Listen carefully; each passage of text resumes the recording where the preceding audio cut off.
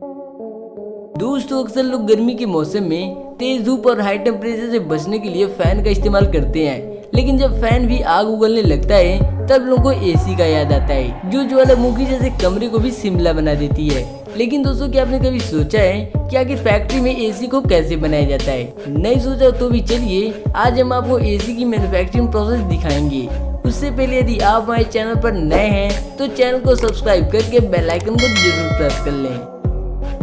तो नंबर पहले पर आता है एयर कंडीशनर मेकिंग प्रोसेस। वैसे दोस्तों, एयर कंडीशनर का इस्तेमाल रूम को ठंडा करने के लिए किया जाता है, लेकिन दोस्तों बचपन में जब हम एसी को छत के ऊपर देखते थे तो हमारे दिमाग में एक ही ख्याल आता था कि रूम के अंदर कूलिंग कैसे करता है, और इसे सोचते सोचते हमारी खोपड़ी भी खनक जाती थी। तो चलिए दोस्तों, पहले इन्हीं सब चीजों का पर्दाफाश करते हैं। वैसे एसी को चलाने के लिए 3 मेन कंपोनेंट लगाए जाते हैं। पहला कंडेंसर, जो रूम के बाहर यानी छत के ऊपर लगाया जाता है, जिसे हीट एक्सचेंजर भी कहते हैं, जो रूम से आने वाली गर्मी को कूल करके वापस रूम में भेजता है। और दूसरा कंपोनेंट होता है इवापोरेटर यानी इंडोर यूनिट, जिसमें एक फैन लगी होती है जो कंडेंसर से आने वाली कूल एयर को रूम में डिस्ट्रीब्यूट करती है। और तीसरा कंपोनेंट होता है कंप्रेसर, जो रूम के हॉट एयर को कंडेंसर के पास भेजकर कूल एयर को वापस इवापोरेटर में भेजती है। यदि दोस्तों इसके बारे में और बात करें तो इसमें refrigerant gas, thermostat, expansion valve और फिल्टर जैसी चीजें लगी होती हैं, जिस कारण हम इस टॉपिक पर ज्यादा बात नहीं करेंगे, वरना ये वीडियो आधे घंटे का हो जाएगा। तो एसी को बनाने के लिए सबसे पहले इसके 3D मॉडल को कंप्यूटर में बनाकर स्टील शीट पर एसी बॉडी के अकॉर्डिंग पंचिंग करते हैं। फिर इन्हें छोटे छोटे पीस में काट कर बेंडिंग मशीन में डालकर बेंड करके एसी का साइड पैनल बनाते हैं। अब स्टील शीट पर दबाव देकर फ्रंट पैनल को बनाते हैं, जिससे एसी का हॉट एयर बाहर निकलता है। फिर एक स्टील शीट पर नट को वेल्डिंग करके बेंडिंग मशीन से बेंड करते हैं, जिससे एसी का कैबिनेट बनकर तैयार हो जाता है। अब सभी पार्ट को पेंटिंग रूम में भेजकर व्हाइट कलर स्प्रे करते हैं, जिससे बॉडी के सभी छोटे बड़े पार्ट बनकर तैयार हो जाते हैं। फिर फैन को बनाने के लिए मोल्डिंग मशीन में प्लास्टिक ग्रेन्यूल्स डालकर फैन को बाहर निकालते हैं, जिससे फैन बनकर तैयार हो जाता है। अब बारी आती हॉट कॉइल यानी कंडेंसर में पड़ने वाली कॉइल रॉड को बनाने की। तो इसे बनाने की सफर स्टार्ट होती है कॉपर ट्यूब को एक फिक्स लेंथ में काटने से। फिर इन कॉपर ट्यूब को बेंडिंग मशीन में डालकर कंडेंसर ट्यूब का शेप देते हैं। अब एल्युमिनियम फॉइल का एक मोटा लेयर बनाकर उसमें कॉपर ट्यूब को डालते हैं और ऑयल ड्राई ओवन में डालकर इस पर एक खास रखे ऑयल को लगाते हैं। अब इसे कन्वेयर बेल्ट से आगे भेजकर इसके दूसरे साइड में यू शेप का मेटल लगाकर कंडेंसर में लगे रॉड को लॉक करते हैं और आगे भेजकर इन रॉड को वेल्डिंग करते हैं।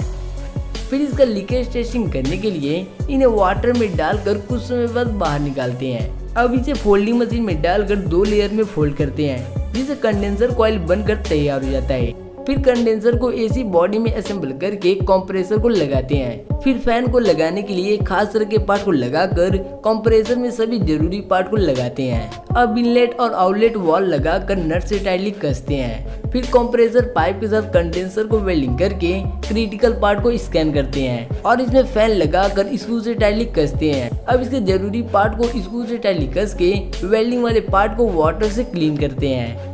फिर इसमें सर्किट बोर्ड असेंबल करके एसी का इंटरनल पार्ट तैयार कर लेते हैं। दोस्तों, इसी सर्किट बोर्ड में capacitor, temperature sensor, power supply unit और रिले लगा होता है। अब एसी के फ्रंट पैनल पर कंपनी का स्टिकर लगाकर एसी के साथ अटैच करते हैं। फिर एसी के अंदर एयर प्रेशर देकर डस्ट वगैरह क्लीन करते हैं और सभी इंटरनल पार्ट को टाइटली कस के फैन का टेस्टिंग प्रोसेस करते हैं। अब साइड कवर लगाकर स्क्रू से टाइटली कसते हैं और लास्ट में बॉडी कवर लगाकर एसी को पूरी तरह तैयार कर लेते हैं। अब इन्हें कन्वेयर बेल्ट से आगे भेजकर एसी का टेस्टिंग प्रोसेस करते हैं, जहाँ अलग अलग वैल्यू के वोल्टेज देखकर इसके कैपेसिटी को चेक करते हैं।